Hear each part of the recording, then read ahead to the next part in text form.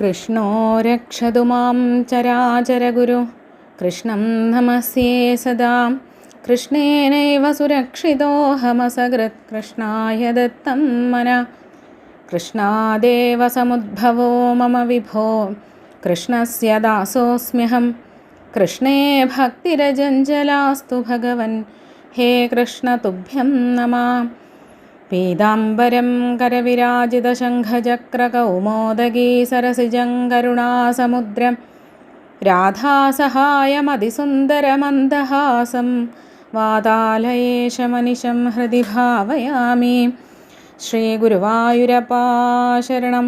गुरुर्ब्रह्मा गुरुर्विष्णु गुरुर्देवो महेश्वर गुरु साक्षात् परब्रह्म तस्मै श्री गुरवे नमः। ओं नमो भगवते वासुदेवाय। अथ चतुर्विंशतितमोऽध्यायः। राजोवाच भगवन् श्रोतुमिच्छामि हरेरल्भुतकर्मण अवतारकथामाद्यं मायामल्स्यविडम्बनं यदर्थमदधाद्रूपं माल्स्यं लोकजुगुप्सितं तमप्रकृतिदुर्मर्शं कर्मग्रस्त इवेश्वर एतन्नो भगवन् सर्वं यथावद्वक्तुमर्हसि उत्तमश्लोकचरितं सर्वलोकसुखावहम्। सूत उवाच इत्युक्तो विष्णुरादेन भगवान् बादरायणि उवाच चरितं विष्णोर्मत्स्यरूपेण यत्कृतं। श्रीशुक उवाच गोविप्रसुरसाधूनां छन्दसामपि चेश्वर रक्षामिच्छन् तनूर्धत्ते धर्मस्यार्थस्य चैव हि उच्चावचेषु भूतेषु चरन् वायुरिवेश्वर नोच्चावचत्वं भजते निर्गुणत्वाद्धियो गुणै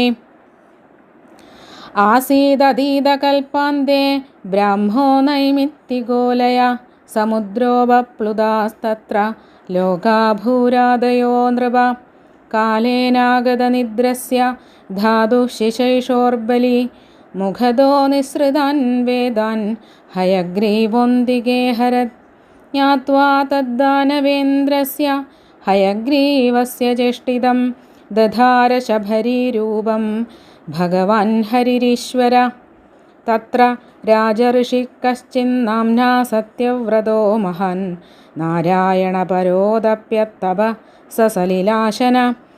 योऽसावस्मिन् महाकल्पे तनयः स विवस्वत श्राद्धदेव इति ख्यातो मनुत्वे हरिणार्पिता एकदा कृतमालायां कुर्वतो जलतर्पणं तस्याञ्जल्युदके काचिच्छभर्येगाभ्यपद्यत सत्यव्रतोऽञ्जलिगदां सहतो येन भारत उल्ससर्जनदीतो ये शबरीं द्रविडेश्वर तमाहसादिकरुणं महाकारुणिकं नृपं यादोभ्यो ज्ञातिघादिभ्यो दीनां मां दीनवत्सल कथं विसृजसे राजन् भीतामस्मिन् सरिज्जले तमात्मनोऽनुग्रहार्थं प्रीत्यामल्स्यवपुर्धरम् अजानन् रक्षणार्थाय शबर्या समनोदधे तस्या दीनतरं वाक्यमाश्रुत्य स महीपति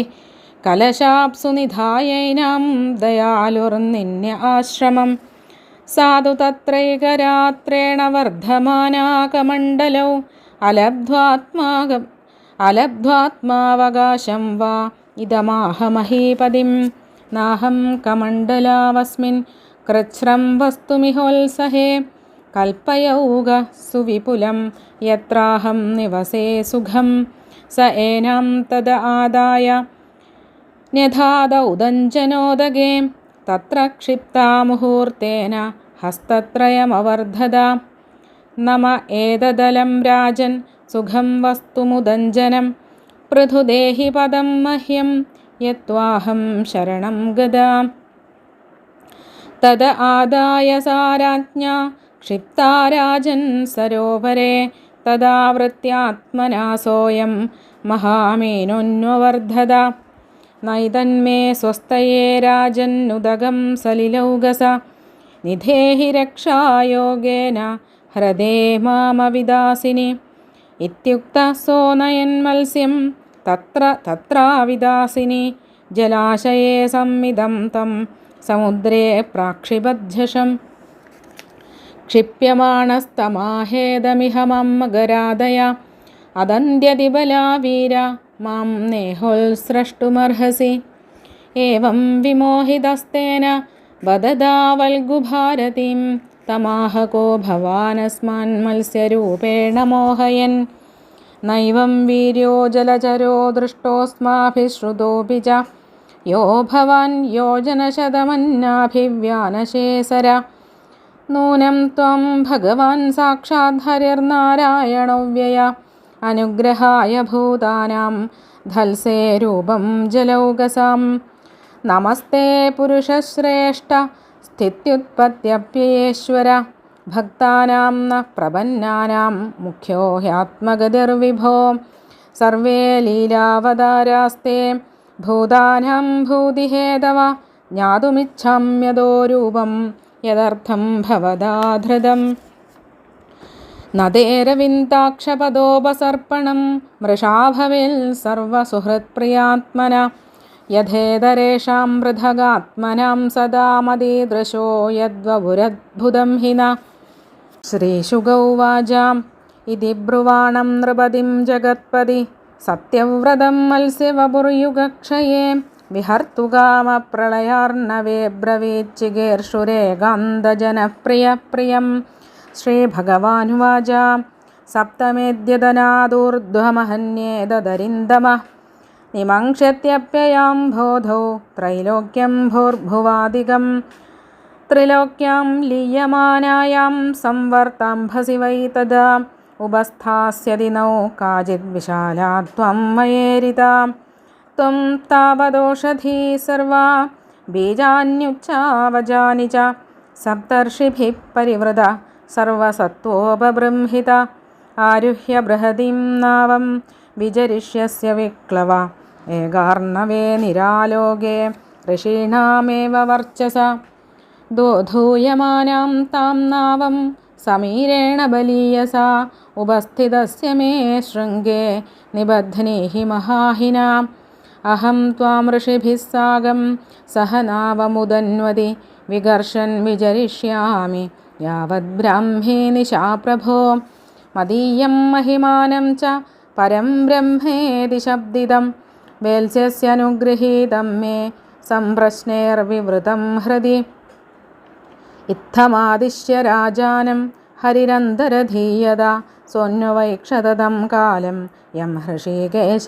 ആദിശത് ആസ്തീര്യദർഭാൻ പ്രാകൂലാൻ രാജർഷി പ്രാഗുദങ്മുഖ നിഷസാദ ഹരേ പാദൗ ചിന്തയൻ മത്സ്യരൂപിണ തതഃ സമുദ്ര ഉദ്വേല സർവദ പ്ലാവയൻ മഹിം വർദ്ധമാനോ മഹാമേഘേർ വർഷദ്ഭിः സമദൃശ്യത ധ്യായൻ ഭഗവദാദേശം ദദൃശേനാപമാഗതാം താമാരുരോഹ വിപ്രേന്ദ്രൈരാദായ ഔഷധിവീരുധ തമോജുർമുനയ പ്രീത രാജൻ ധ്യായസ്വകേശവം സ വൈ ന സങ്കടാദസ്മാദവിദാശം വിധാസ്യതി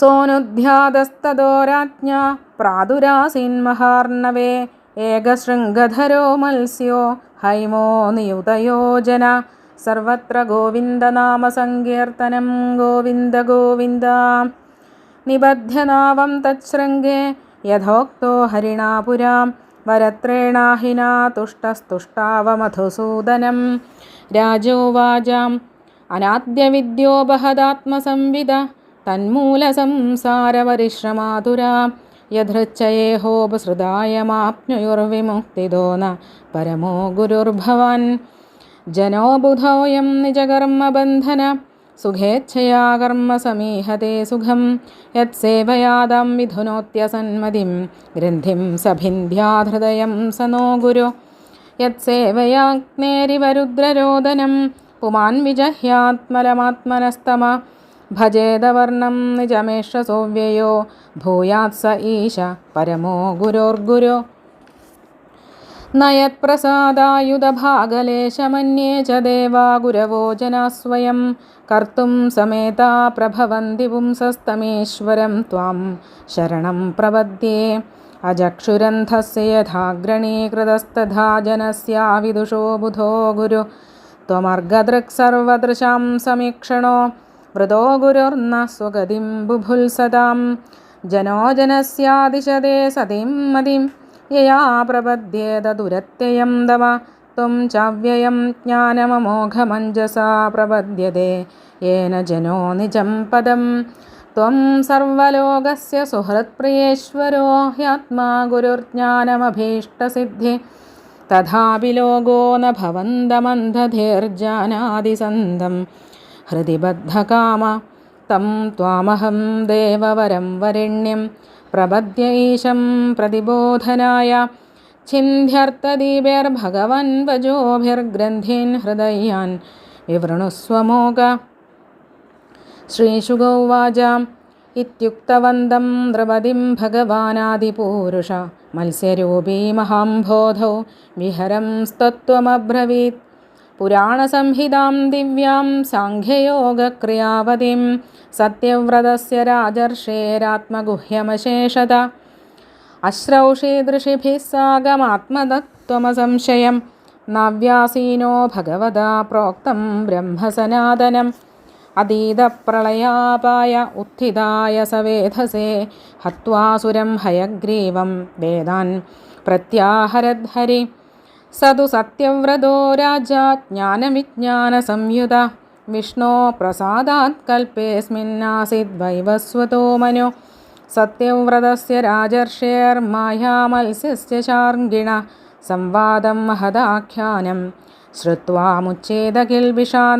അവതാരോ ഹരിർയോയം കീർത്തയേതന്വഹം നര. സങ്കൽപ്പാസ്തസ്യ സിദ്ധ്യന്തി സയാതി പരമാം ഗതിം. പ്രളയപയസി ധാതു സുപ്തശക്തേർമുഖേഭ്യ ശ്രുതിഗണമബനീതം പ്രത്യുപാദത്തഹത്വാം. ദിതിജമകഥയദ്യോ ബ്രഹ്മസത്യവ്രതാനാം തമഹമഖിലഹേതും ജിംഹമീനം നതോസ്മി. ശ്രീകൃഷ്ണായ നമഃ. ഇതി ശ്രീമദ്ഭാഗവതേ മഹാപുരാണേ പാരമഹംസ്യാം സംഹിതായാം അഷ്ടമസ്കന്ധേ മത്സ്യാവതാരചരിതാനുവർണ്ണനം നാമ ചതുർവിംശതിതമോऽധ്യായः. സമാപ്തോऽയം അഷ്ടമസ്കന്ധः. സർവത്ര ഗോവിന്ദനാമസങ്കീർത്തനം. ഗോവിന്ദ ഗോവിന്ദ. ഓം നമോ ഭഗവതേ വാസുദേവായ. ഗുരുർബ്രഹ്മാ ഗുരുർവിഷ്ണു ഗുരുർദേവോ മഹേശ്വര. ഗുരുഃ സാക്ഷാത് പരബ്രഹ്മ തസ്മൈ ശ്രീ ഗുരവേ നമഃ. പീതാംബരം കരവിരാജിതശംഖചക്രകൗമോദകീ സരസിജം കരുണാസമുദ്രം രാധാസഹായമതിസുന്ദരമന്ദഹാസം വാതാലയേശമനിശം ഹൃദി ഭാവയാമി. ശ്രീ ഗുരുവായൂരപ്പ ശരണം. അഷ്ടമസ്കന്ധം 24-ാമത്തെ അധ്യായം. ഈ അധ്യായത്തിൽ ഭഗവാന്റെ മത്സ്യാവതാര ലീലയാണ് വർണ്ണിക്കുന്നത്.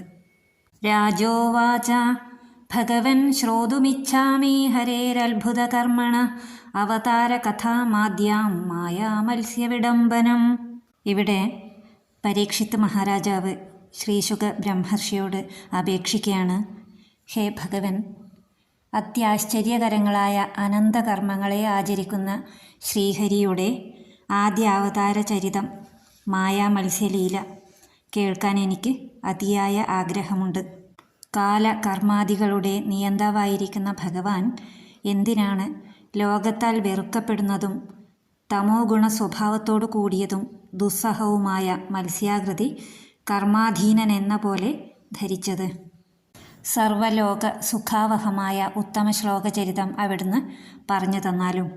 സൂതൻ ശൗനകാദി മഹർഷികളോട് പറയുകയാണ്, പരീക്ഷിത്ത് മഹാരാജാവ് ഇപ്രകാരം അപേക്ഷിച്ചത് പ്രകാരം ശുഗബ്രഹ്മർഷി വിഷ്ണു ഭഗവാന്റെ മത്സ്യാവതാര ചരിതം പറഞ്ഞു തുടങ്ങി. ഗോക്കളുടെയും ബ്രാഹ്മണരുടെയും ദേവന്മാരുടെയും സജ്ജനങ്ങളുടെയും വേദങ്ങളുടെയും ധർമാർത്ഥങ്ങളുടെയും രക്ഷ കൈക്കൊണ്ട് സർവേശ്വരൻ ഓരോ രൂപങ്ങൾ സ്വീകരിക്കുന്നു. ഉച്ചനീച ഭാവങ്ങൾ സ്വീകരിച്ചാലും നിർഗുണനായതുകൊണ്ട് ഭഗവാൻ ഉച്ചനോ നീചനോ ആകുന്നില്ല. സുഗന്ധ ദുർഗന്ധ വസ്തുക്കളുടെ സമ്പർക്കം കൊണ്ട് വായു ദുഷിക്കുന്നില്ലല്ലോ. കഴിഞ്ഞ കൽപ്പത്തിൻ്റെ അവസാനത്തിൽ ബ്രഹ്മാവിൻ്റെ നിദ്ര മൂലമുണ്ടായ നൈമിത്തിക പ്രളയത്തിൽ ഭൂമി മുതലായ ലോകങ്ങളെല്ലാം ജലത്തിൽ മുങ്ങി. ഉറങ്ങാൻ തുടങ്ങുന്ന ബ്രഹ്മാവിൻ്റെ മുഖത്തു നിന്നും പുറത്തു വന്ന വേദങ്ങളെ ഹയഗ്രീവൻ എന്ന ദാനവൻ അപഹരിച്ചു. അസുരന്മാരുടെ അധിപനായ ഹയഗ്രീവൻ വേദങ്ങളെ അപഹരിച്ചത് അറിഞ്ഞിട്ട് അഖില ഐശ്വര്യ പരിപൂർണനും സർവത്തിനും സമർത്ഥനുമായ ശ്രീഹരി മത്സ്യരൂപം ധരിച്ച് ഹയഗ്രീവനെ സംഹരിച്ച് വേദങ്ങൾ വീണ്ടെടുത്തു. ആ കൽപ്പത്തിൽ സത്യവ്രതനെന്നു പേരായി ഒരു രാജർഷി ഉണ്ടായിരുന്നു. നാരായണപരനായ അദ്ദേഹം ജലപാനം മാത്രം ചെയ്തുകൊണ്ട് തപസ്സനുഷ്ഠിച്ചു. ആ സത്യവ്രതൻ ഈ മഹാകൽപ്പത്തിൽ ശ്രാദ്ധദേവൻ എന്ന പേരോടെ സൂര്യപുത്രനായിട്ട് പിറന്നു. അദ്ദേഹത്തെ ഭഗവാൻ മനുവായിട്ട് നിയമിച്ചു. ആ സത്യവ്രതൻ കഴിഞ്ഞുപോയ കൽപ്പത്തിൽ ഒരു നാൾ കൃതമാല നദിയിൽ ജലതർപ്പണം ചെയ്യുമ്പോൾ ആ രാജാവിൻ്റെ കയ്യിലെടുത്ത ജലത്തിൽ അനിർവചനീയമായ ഒരു മത്സ്യവിശേഷം കാണപ്പെട്ടു. ഹേ ഭരതകുലശ്രേഷ്ഠ, ദ്രവിഡദേശങ്ങളുടെ അധിപതിയായ സത്യവ്രതൻ അഞ്ജലി ജലത്തിൽ കാണപ്പെട്ട ആ മത്സ്യത്തെ ജലത്തോടുകൂടി നദീജലത്തിൽ വിട്ടുകളയാൻ ഭാവിച്ചപ്പോൾ ആ മത്സ്യം കാരുണികനായ രാജാവിനോട് ദീനസ്വരത്തിൽ ഇങ്ങനെ പറഞ്ഞു: ദീനവത്സലനായ രാജൻ, ജ്ഞാതിഘാതികളായ ജലജന്തുക്കളെ ഭയപ്പെട്ട് ദീനയായ എന്നെ അവിടുന്ന് എന്താണിങ്ങനെ പുഴയിലൊഴുക്കുന്നത്? തന്നെ അനുഗ്രഹിക്കാൻ മത്സ്യരൂപമെടുത്ത് വന്നിരിക്കുന്ന ഭഗവാൻ ആണിതെന്ന് അറിയാതെ സത്യവ്രതൻ അതിനെ രക്ഷിക്കാൻ നിശ്ചയിച്ചു. അതിൻ്റെ ദീനവാക്യം കേട്ട് ആ രാജാവ് അതിനെ തൻ്റെ കലശജലത്തിലാക്കി ആശ്രമത്തിലേക്ക് കൊണ്ടുപോയി. ഒരു രാത്രി കൊണ്ട് കമണ്ഡലുവിൽ ഒതുങ്ങാനാവാത്ത വിധം വളർന്ന ആ മത്സ്യം രാജാവിനോട് പറഞ്ഞു: ഈ കമണ്ഡലുവിൽ അനങ്ങാനാവാതെ വസിക്കാൻ എനിക്ക് ഇഷ്ടമില്ല. വലിപ്പമുള്ള ഒരു വാസസ്ഥാനം എനിക്ക് ഉണ്ടാക്കി തന്നാലും. സത്യവ്രതൻ അതിനെ എടുത്ത് ഒരു വലിയ കുടത്തിലാക്കി. സ്വല്പസമയം കൊണ്ട് അത് 3 മുഴം വലിപ്പമുള്ളതായി തീർന്നു. ഹേ രാജൻ, എനിക്ക് സസുഖം വസിക്കാൻ ഈ കുടം പോരാ. എനിക്ക് വലിയ ഒരിടം തരിക. അതിനല്ലോ ഞാൻ അങ്ങയെ ശരണമടഞ്ഞത്. രാജാവ് അതിനെ എടുത്ത് ഒരു തടാകത്തിലിട്ടു. അത് വളർന്ന് തടാകം നിറഞ്ഞു. രാജൻ, എനിക്ക് വസിക്കാൻ ഇതും മതിയായില്ല. എന്നും ജലമുള്ള ഹ്രദത്തിൽ എന്നെ കൊണ്ടുചെന്നാക്കൂ. ഇതുകേട്ട് സത്യവ്രതൻ ആ മത്സ്യത്തെ ഓരോരോ വലിയ ജലാശയങ്ങളിൽ കൊണ്ടുപോയി. അവിടെ എങ്ങും ഒതുങ്ങാതായപ്പോൾ ഒടുവിൽ കൊണ്ടുപോയി കടലിൽ വിട്ടു.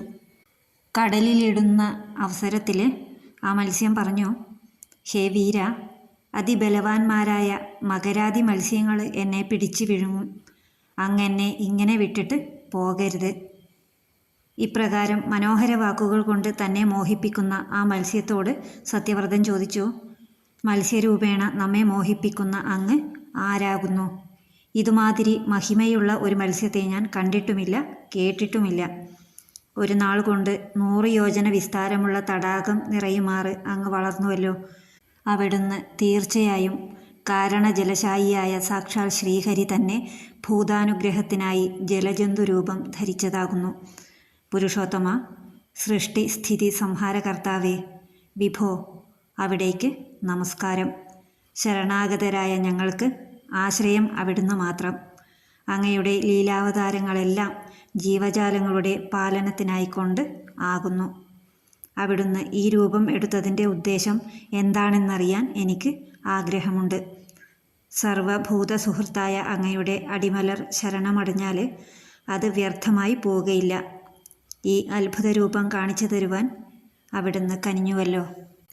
ഇപ്രകാരം പറയുന്നവനും ഭഗവത് പ്രിയനുമായ സത്യവ്രത രാജാവിനോട് അനന്യഭാവത്തോടുകൂടി തന്നെ ആശ്രയിക്കുന്നവരിൽ പ്രിയത്തോടുകൂടിയും യുഗാവസാനത്തിൽ പ്രളയസമുദ്രത്തിൽ ക്രീഡിപ്പാനുള്ള ഇച്ഛ നിമിത്തവും സ്വപ്രിയനായ രാജാവിനിഷ്ടത്തെ ചെയ്യാൻ വേണ്ടിയിട്ടും മത്സ്യരൂപം ധരിച്ചിരിക്കുന്ന ശ്രീ ഭഗവാൻ ഇപ്രകാരം പറഞ്ഞു: ഹേ ശത്രുക്കളെ തപിപ്പിക്കുന്ന വീരനായ രാജാവേ, ഈ സ്വരൂപം ഞാൻ ധരിച്ചിരിക്കുന്നതിൻ്റെ പ്രയോജനം പറയാം, കേട്ടുകൊള്ളൂ. ഇന്നു തുടങ്ങി 7-ാമത്തെ ദിവസത്തിൽ ഈ കാണപ്പെടുന്ന ഭൂമി, സ്വർഗം മുതലായ 3 ലോകങ്ങളും പ്രളയ സമുദ്രത്തിൽ മുങ്ങിപ്പോകും. 3 ലോകവും പ്രളയജലത്തിൽ ലയിച്ചുകൊണ്ടിരിക്കുമ്പോൾ എൻ്റെ പ്രേരണ നിമിത്തം അതിവിസ്താരമുള്ള ഒരു കപ്പൽ അങ്ങയുടെ സമീപത്ത് വന്നു ചേരും. അങ്ങ് ആ സമയത്തിൽ സകല ഔഷധികളും വിവിധങ്ങളായ വിത്തുകളും ശേഖരിച്ചുകൊണ്ട് സപ്തർഷികളോട് ചേർന്നവനായിട്ട് സകല പ്രാണികളുടെയും സാന്നിധ്യം നിമിത്തം വർദ്ധിച്ചിരിക്കുന്ന മഹിമയോടുകൂടി സമീപത്തുള്ള ആ വമ്പിച്ച കപ്പലിൽ കയറിയിരുന്നു കൊള്ളുക. സൂര്യാദികളിൽ നിന്നുള്ള വെളിച്ചം ഇല്ലെങ്കിലും സപ്തർഷികളുടെ ശരീരത്തിൽ നിന്ന് ഉണ്ടാകുന്ന ബ്രഹ്മ തേജസ് നിമിത്തം ആ സമുദ്രത്തിൽ ക്ലേശം കൂടാതെ സഞ്ചരിപ്പാൻ അങ്ങേക്ക് സാധിക്കും. കൊടുങ്കാറ്റിൻ്റെ ശക്തി നിമിത്തം ഏറ്റവും ചലിക്കുന്ന ആ കപ്പലിനെ സമീപത്ത് കാണപ്പെടുന്ന എൻ്റെ കൊമ്പിൽ അതേ സമയത്ത് അടുത്ത് വന്നു ചേരുന്ന വാസുകിയാകുന്ന മഹാസർപ്പത്തെ കൊണ്ട് ബന്ധിച്ചു കൊള്ളുക. ഹേ പ്രഭോ, ഋഷികളോടും കപ്പലോടും കൂടി അങ്ങയെ സമുദ്രജലത്തിൽ വലിച്ചുകൊണ്ട് സഹസ്രം ചതുർയുഗ പരിമിതമായ ബ്രഹ്മാവിൻ്റെ രാത്രി കഴിയുന്നതുവരെ ഞാൻ സഞ്ചരിച്ചു കൊള്ളാം. ഈ വിധം എന്നോടുകൂടി സഞ്ചരിക്കുന്ന സമയം പരബ്രഹ്മമെന്ന് പറയപ്പെടുന്ന എൻ്റെ മഹിമയെക്കുറിച്ച് സാദരം ചോദ്യം ചെയ്തു കൊള്ളുക. എന്നാൽ വിവരിക്കപ്പെടുന്നതും അനുഗ്രഹരൂപേണ നൽകപ്പെടുന്നതുമായ ആ പരമാർത്ഥ തത്വത്തെ അനുഭവരൂപേണ ഹൃദയത്തിൽ തന്നെ അങ്ങ് അറിയും. സത്യവ്രത രാജാവിനോട് ഇപ്രകാരം കൽപ്പിച്ച ശേഷം മത്സ്യമൂർത്തിയായ ഭഗവാൻ അവിടെ തന്നെ മറഞ്ഞു. രാജാവാകട്ടെ ഭഗവാൻ അരുളി ചെയ്ത ആ 7-ാമത്തെ ദിവസത്തെ കാത്തുകൊണ്ടിരുന്നു. രാജർഷിയായ സത്യവ്രതൻ കിഴക്കോട്ട് തലയാക്കി ദർഭകൾ പരത്തി മത്സ്യമൂർത്തിയായ ശ്രീഹരിയുടെ പാദങ്ങൾ ചിന്തിച്ചും കൊണ്ട് ആ ദർഭാസനത്തിൽ ഈശാന കോണിലേക്ക് നോക്കി ഇരുന്നു. പെരുമഴയിൽ ഇരമ്പി മറിഞ്ഞ് കര തകർത്ത് പാഞ്ഞു വരുന്ന സമുദ്രം കാണായി.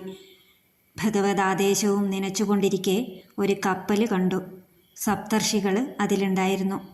ഓഷധികളും വിത്തുകളും എടുത്തുകൊണ്ട് രാജാവ് കപ്പലിൽ കയറി. പ്രീതരായ ഋഷികൾ രാജാവിനോട് പറഞ്ഞു, അല്ലയോ രാജൻ, ശ്രീഹരിയെ ധ്യാനിച്ചു കൊള്ളുക. അദ്ദേഹം നമ്മെ ഈ സങ്കടത്തിൽ നിന്നും കരകയറ്റും. അനന്തരം രാജാവിനാൽ നിരന്തരം ധ്യാനിക്കപ്പെട്ട ഭഗവാൻ ഒരു കൊമ്പുള്ളതും സ്വർണവർണ്ണത്തോടു കൂടിയതും 1,00,000 യോജന പരിമാണത്തോടു കൂടിയതുമായ മഹാമത്സ്യരൂപമായിട്ട് മഹാസമുദ്രത്തിൽ പ്രത്യക്ഷനായി. ശ്രീഹരിയാൽ മുമ്പേ ആജ്ഞാപിക്കപ്പെട്ട വിധത്തിൽ കയറായി ഭവിച്ചിരിക്കുന്ന വാസുകിയെക്കൊണ്ട് ആ തോണിയെ മത്സ്യത്തിൻ്റെ കൊമ്പോട് ചേർത്ത് കെട്ടി സന്തോഷപൂർവം ഭഗവാനെ സ്തുതിച്ചു. ഇനി രാജാവിൻ്റെ സ്തുതിയാണ് പറയുന്നത്. അനാദിയായ അവിദ്യയാൽ ആത്മജ്ഞാനം നഷ്ടപ്പെട്ട് സംസാരത്തിൽപ്പെട്ട് നട്ടം തിരിയുന്ന ജനങ്ങൾ എങ്ങനെയെങ്കിലും അങ്ങയെ ശരണം പ്രാപിക്കാൻ ഇടവന്നാൽ അങ്ങ് അവർക്ക് മുക്തി നൽകുന്നു. അങ്ങനെ മുക്തിദനായ അങ്ങ് എൻ്റെ പരമഗുരു ആകുമാറാകണം. കർമ്മബദ്ധനായ അവിവേകി സുഖത്തെ തേടി പല കർമ്മങ്ങളും ചെയ്ത് അസുഖത്തെ പ്രാപിക്കുന്നു. അങ്ങയെ ആശ്രയിച്ചാൽ ആ ഭോഗവാസന അറ്റുപോകും. അതിനാൽ ഗുരുരൂപിയായ അങ്ങ് എൻ്റെ ഭോഗവാസനയാകുന്ന ഹൃദയഗ്രന്ഥിയെ നശിപ്പിച്ചാലും. സ്വർണവും വെള്ളിയും അഗ്നിയുടെ സമ്പർക്കം കൊണ്ട് അഴുക്കകന്ന് സ്വച്ഛമാകുന്നതുപോലെ ജീവൻ ആരെ ഭജിച്ചാൽ നിർമ്മലനായി തീരുമോ ആ നിന്തിരുവടി എൻ്റെ പരമഗുരുവായി തീരുമാറാകണം. ഇതര ദേവന്മാർക്കോ ഗുരുക്കന്മാർക്കോ ജനങ്ങൾക്കോ അങ്ങയുടെ പ്രസാദത്തിൻ്റെ 10,000-ൽ-1 അനുഗ്രഹം അരുളാൻ കഴിവില്ല.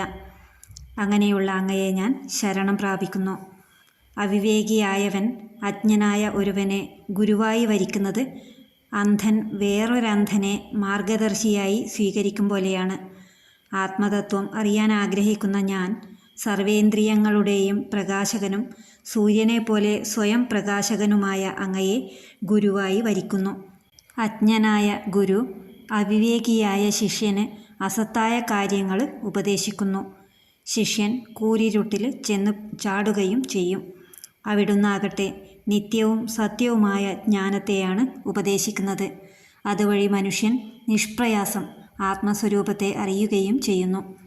അങ്ങ് സകലരുടെയും സുഹൃത്തും പ്രിയനും ആത്മാവും ഗുരുവും ആണെന്നിരുന്നാലും കാമബദ്ധനായ മനുഷ്യൻ സ്വഹൃദയാന്തർവർത്തിയായ അങ്ങയെ അറിയുന്നില്ല. ദേവവരനും ശരണ്യനുമായ അങ്ങയെ ഞാൻ ആത്മജ്ഞാനത്തിനായി ശരണം പ്രാപിക്കുന്നു. സത്യപ്രകാശകങ്ങളായ ഉപദേശങ്ങൾ കൊണ്ട് എൻ്റെ അഹങ്കാരഗ്രന്ഥിയെ നശിപ്പിച്ചാലും അവിടുത്തെ സ്വരൂപം പ്രകാശിപ്പിച്ചാലും. ഇപ്രകാരം അപേക്ഷിക്കുന്ന രാജാവിന് പ്രളയജലത്തിൽ വിഹരിക്കുന്ന മത്സ്യരൂപിയായ ആദിപുരുഷൻ പരമാത്മതത്വം ഉപദേശിച്ചു. ജ്ഞാനം, ഭക്തി, കർമ്മം ഇവ ഉൾക്കൊള്ളുന്ന ആത്മതത്വം മുഴുവൻ മത്സ്യമൂർത്തി സത്യവ്രതന് പറഞ്ഞുകൊടുത്തു. സത്യവ്രതൻ സപ്തർഷികളോടൊപ്പം കപ്പലിൽ ഇരുന്നു കൊണ്ട് ആ സനാതനമായ ആത്മതത്വം കേട്ടു. മത്സ്യമൂർത്തിയായ ശ്രീഹരി ഹയഗ്രീവാസുരനെ ഹനിച്ചിട്ട് വീണ്ടെടുത്ത വേദങ്ങളെ മുമ്പത്തെ പ്രളയം കഴിഞ്ഞ ശേഷം ശയനത്തിൽ നിന്ന് എഴുന്നേറ്റിരിക്കുന്ന ബ്രഹ്മാവിന് നൽകി. മഹാവിഷ്ണുവിൻ്റെ പ്രസാദത്താൽ ജ്ഞാനവിജ്ഞാന സംയുതനായ ആ സത്യവ്രതൻ ഈ കൽപ്പത്തിൽ സൂര്യപുത്രനായ ശ്രാദ്ധദേവനെന്ന് സുപ്രസിദ്ധനായ മനുവായി തീർന്നു. സത്യവ്രത രാജാവും മായാമത്സ്യവും തമ്മിൽ നടന്ന സംവാദം ഉൾക്കൊള്ളുന്ന ഈ മഹത്തായ ആഖ്യാനം കേൾക്കുന്നവൻ പാപമുക്തനായി തീരും.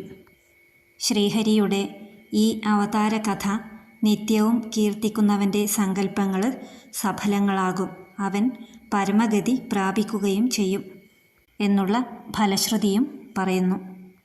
പ്രളയ ജലധിയിൽ നിദ്രകൊള്ളുന്ന ബ്രഹ്മാവിൽ നിന്നും വേദങ്ങളെ അപഹരിച്ച ഹയഗ്രീവനെ കൊന്ന് സത്യവ്രത രാജാവിനും സപ്തർഷികൾക്കും ബ്രഹ്മതത്വം ഉപദേശിച്ച സകല കാരണനായ മായാമീനമൂർത്തിയെ ഞാൻ നമസ്കരിക്കുന്നു.